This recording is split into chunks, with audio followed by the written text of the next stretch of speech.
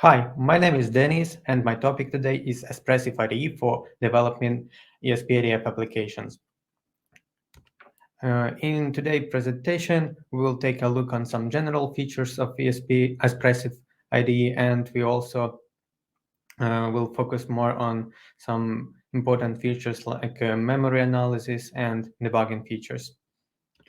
So Espressif IDE is IDE based on Eclipse CDT, which is using for developing IoT application, and it has some plugins like Eclipse CDT, OpenOCD plugin, Embedded CD plugin, and of course IDF, ESP IDF Eclipse plugin. On this slide, you can see some general features of Espressif IDE. We'll take a look on them in the demo. Now let's take a look on memory analysis features. So on the left side of this slide, you can see application size analysis editor, which allows us to analyze static memory footprint of your application. And on the right side, you can see the memory trace graph, which is a part of heap tracing. Heap tracing allows us to request heap information, uh, track memory corruption, memory leaks, and this helps us to find some memory related bugs.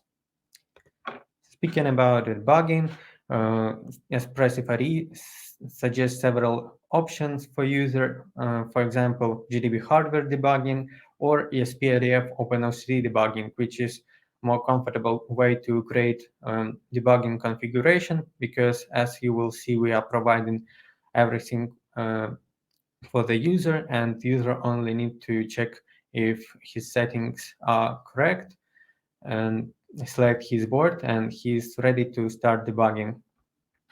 Also, if user is using UART connection, he can put his chip to the panic mode, and with a serial monitor, he can use GDB stub debugging. Also, with using serial monitor and some print functions, he can debug application as well. And the last option mentioned here is application level tracing. Application level tracing is a feature that helps us to analyze program behavior. It's important to say that Espressif IDE runs on all three platforms, Windows, Mac, and Linux, and it has support for Chinese language as well. Now let me show you mentioned features in a demo. So I will switch to the Espressif IDE. And the first thing that user needs to do when he opens Espressif IDE for the first time is to set up ESP IDF and set up tools. To it, he should go to the Espressif menu and select the first option here, download and configure ESP IDF. In this wizard, he can use an existing ESP IDF directory or download the new ESP IDF by choosing some version, or even clone the master branch to have the latest features of ESP IDF. As I have already ESP IDF installed, I will skip this step, and after installing ESP IDF, Espressif IDE will suggest you to install the tools, but you can always do it manually by clicking on this install tools command, or by using tools installation wizard, which is now in preview state. Let's take a look on it. On tools installation wizard, we have two pre-configured options on the beginning for Git and Python. On the next page, we can see existing ESP IDF path, or we can click on new and download the new ESP IDF as it was mentioned before, or even clone the master as well. So on the next page, we can see the table with a list of all tools and we can see status for these tools. We can select recommended tools, select all tools, filter it by different chips. We have a type filter here, which allows us to find necessary tool which we can select and unselect. And by clicking install tools, all configuration variables will be configured. And as you can see, my tools are already installed. I will skip this step. And let's take a look what we have here in Espressif menu left. We have this update ESP IDF master command, which is visible only if you are using ESP IDF master. So you can easily update your ESP IDF by clicking on this command. List of installs tools. We can erase flash, change language, URLs to ESP IDF programming guide and ESP IDF Eclipse plugin guide, product information, which gather all basic information from the system, which help us to troubleshooting and provide user solutions to his problems based on his product information log. So now when my Espressif IDE is configured, I can create a new project. To do it, I should go to the file, new Espressif IDF project. Type some name, click next, and here we can click on checkbox, create a project using one of the templates. We can type text here to find template which we want. For example, I will use app trace to host example to use application level tracing feature.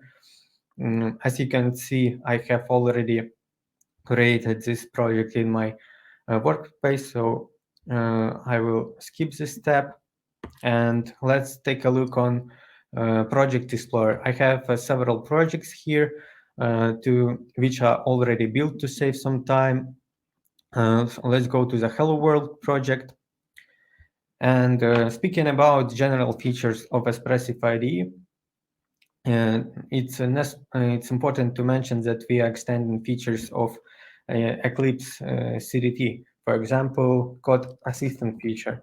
I'm typing ESP, and by combination control and dot, Espressif IDE suggesting me to finishing my typing by providing me different functions name.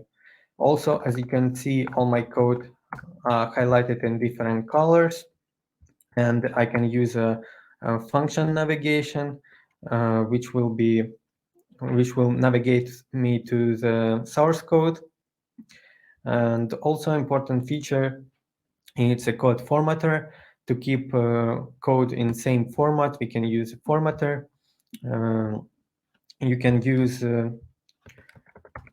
use some existing profiles or create a new one, share it with team members, and you will have all same format for code, which will help you to keep the code in this same template. Now let's take a look on the top side of the Espressif IDE, where we have different buttons for build, flash, stop debugging.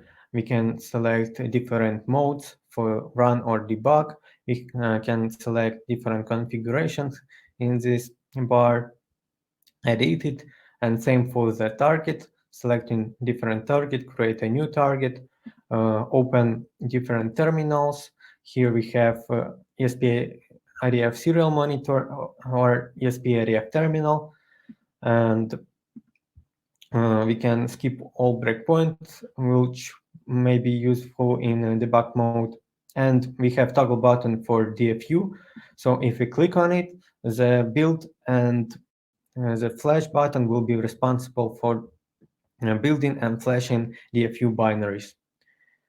Now let me edit the Hello World configuration, and we can see here that we have all pre-configured options, and on the end of this page we can see arguments lines which are generating flash command. If we click flash over GTAG, we will see different command which is for flashing via GTAG. If we select the different target here, for example ESP32S2, Espressif IDE will notify me that target changed and will suggest me to delete the build folder. It is because my project is already built, and to avoid conflicts and avoid different problems, it's safer to delete the build folder to rebuild the project with a new target. Let me click no because I'm using ESP rover kit, and you can see that arguments line is changed automatically now to ESP32. I will change it back to rover kit, and the next session we have here is a build settings. So for the build, as a build system, we are using CMake. So in this section, we can add additional CMake arguments, provide build command and clean command as well, and we can select different tool chains. As you can see on this list, we have a tool chain specifically for ESP32 target, because ESP32 target is now selected for me. On the next bar, we can provide a different serial port, and we can provide different target, create a different name for it, or even we can delete it if we don't need it. So let's take a look now on the memory analysis feature. And to start memory analysis, we have to build a project first, selecting in Project Explorer, and click on ESP IDF Application Size Analysis. So we have two sections here. First section provides us general information about static memory footprint in text and in graph formats. It works with the different targets. And the second section is details, which has in-depth details about components and per symbol level memory information. Let's move to the heap tracing features. For it, I will using sysview tracing heap log project. Let me open it. So for heap tracing, we need to use a debug configuration. I will show you a little bit later how to create a debug configuration step by step. And we also for heap tracing, we have to create at least 2 breakpoints and attach stop and start and stop heap tracing action to them. To do it, you have to right click on breakpoint, click breakpoint properties, actions, and you will see here create a new action by providing name, type, and name of the dump file. You will be able to create this action. As you can see, I have already created 2 actions for stop and stop heap tracing, and now I should click on attach to attach this action to the corresponding breakpoint. As you can see here, we can see that the action is already attached, and this action is actually start heap tracing. Same for stop tracing. Now let's take a look on it, and we can see that stop heap tracing action is attached to this breakpoint. Also, breakpoints with attached action looks a little bit different from default ones. So you can notice that we have here a tiny icon, which means that some action is attached for this breakpoint. Now, when we select the sysview tracing heap configuration, click on debug, we'll resume from all breakpoints, the heap trace and dump file will be generated. And to save some time, I already did it. As you can see, I have it here. So to analyze heap, I'll right-click on this file and click ESP IDF heap dump analysis. So we have here three sections. First section shows us heap tracing graph, which shows memory consumption during the time. Also, we can switch to the different context here, update, refresh the graph, and the graph will be updated immediately. And the second section is more interesting. It's details, which shows us different allocation and free memory events and the address where these events happens. If we right click on some action, we can show colors. Also, we have an interesting option here to view possible memory leaks. So by clicking it, we see allocation events without free memory events. So let's take a look on colors. So as you can see, we have a small table here when we see file name, function name, and line number and address. If we click on it, we will be navigated to the code. As you can see, it's up main, it's the same file and the same number. So very useful feature to track memory related bugs. Now let's take a look on debugging, and we'll start with creating a debug configuration. So to do it, you can click on this bar and create a new launch configuration and select here either GDB hardware debugging or ESP IDF GDB OpenLCD debugging, which is easier to do it. Clicking on next, and as you can see, all fields are pre-configured for me.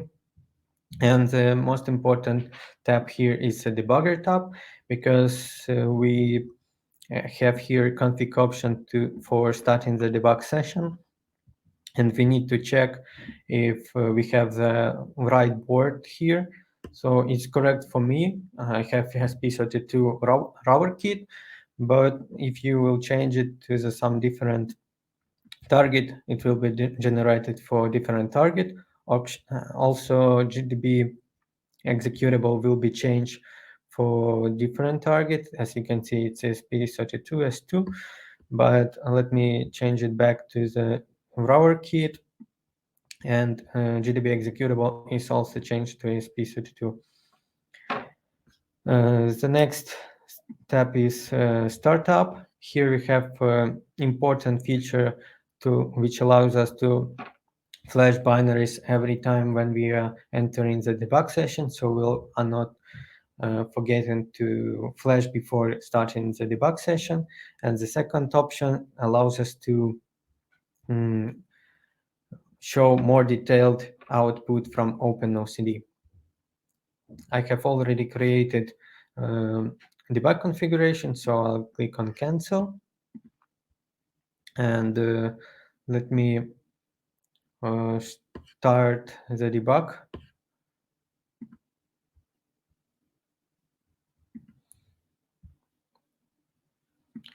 So we are clicking on this bug icon to start the debugging. It takes a little bit more time if project is not built yet, but project is already built. So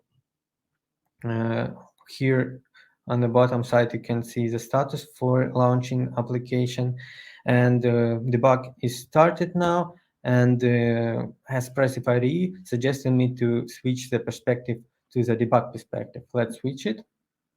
And here you can see we have additional options on top, responding for debugging our application. We have attached combination on a keyboard for this action as well. So we have resume, terminate button, step into, step over, and step return, standard debug options. Also on the right side, we can see variable step when you can track in different variables. We have the list of breakpoints. On the bottom side, you can see OpenOCD console and registers. You can move registers to this if you want. And if you step over the debug configuration, you can see that this numbers is changing for the variables. So everything looks as expected. And on the left side, near the Project Explorer tab, we can also see trace for the debug actions. Let me terminate it now. Move back to the C++ perspective. So the next thing is GDB stub. So to be able to use it, I need to switch to the UART connection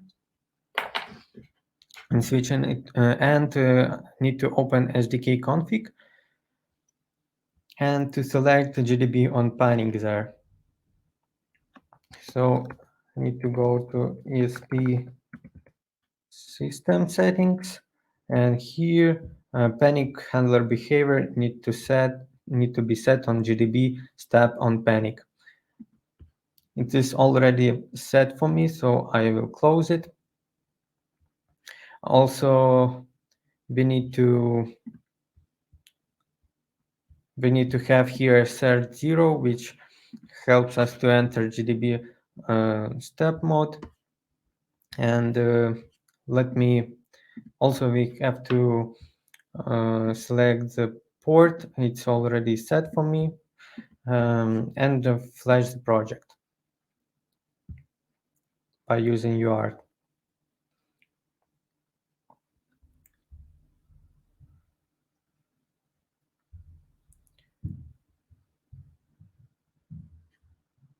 So as you can see from the console, project is flashed now, and I can open the serial monitor now. As you can see, we have in Hello World project different printing commands, and you can track them in serial monitor. We can use them to debug our application as well. And now I'm entering to GDB stub now, and Eclipse Espressif IDE suggested me to change the perspective to debug once more. I'm switching to it, and once again we see all the same thing that we were seeing before: registers, variables, debug trace. But the only difference here is that we can only step here only once. By clicking next, the debug will be stopped.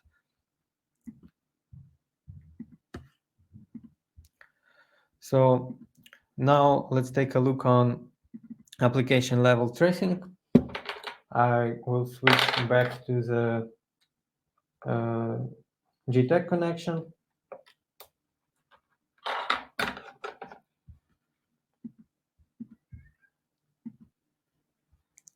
And I will use app to trace to host project. For application level tracing, we need to right click on the project, click application level tracing, and if you don't have the debug configuration, it will be created for you. And in this configuration, you need to set your target and board as well. I have created it already, so it should start without problem. Yes, in starting OpenOCD, and now I can see application level tracing wizard. Here we have a different field to generate your application level tracing command. So we have output file field for a dump file. Also, we are providing the default log trace procpy script, but it's can be the case when user is using his custom script for application level tracing, so he can select it here, and in the last section he will provide the different arguments, so his custom script will be selected for generating the trace log file.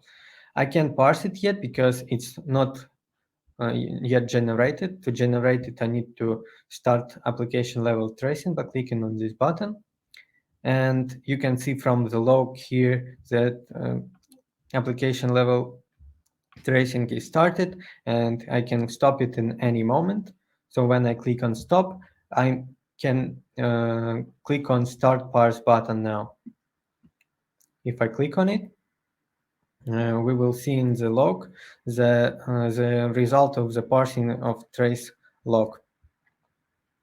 And we can switch to the different consoles here to take a look what was going on OpenOCD side. So yeah, that's all from from my side for today. And on this page, you can see the link for our IDF Eclipse plugin, where you can create issue, suggest us any idea, or provide us information about bugs which you are facing. We will happy to answer to all your questions, and we will happy to provide features which are necessary for you. So that's all from my side. I hope I managed to reveal all advantages of using Espressif IDE, and with your help, we will make it even better. Thank you for attention, and that's time for your questions.